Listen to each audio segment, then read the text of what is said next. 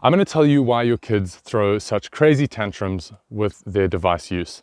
Before I do though, I've got a small confession. I have had a poor relationship with my devices and the media that I consume my whole life.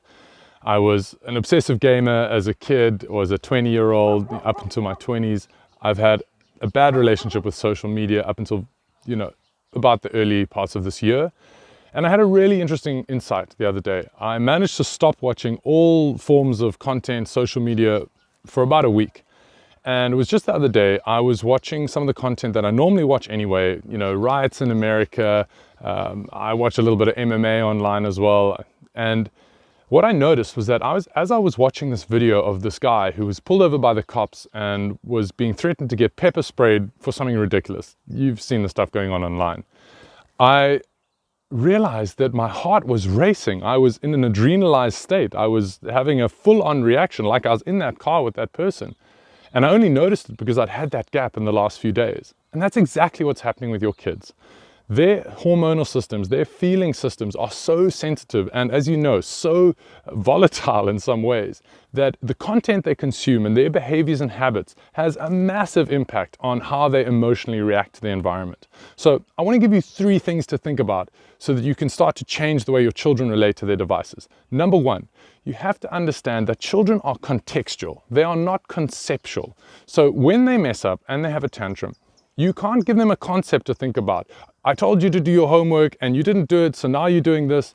Take them to their desk. Take the iPad and their homework. Show them the homework is not done. The iPad is what you did instead. That's why you have the consequences to this thing that you did, because that is not finished. Or, take the iPad, take them to their room. Look at the mess. Do you want to know why there's a mess? It's because of the iPad. So give them the context to understand that. The second one, alternatives versus restrictions. I get it. We flip our lids, our kids go mad, and you say, no iPad for a week, or no iPad for a month, or you can't use the TV, or you can't watch this. And again, it's very hard to enforce those. And it actually puts the ball in your court as the parents because you have to police them.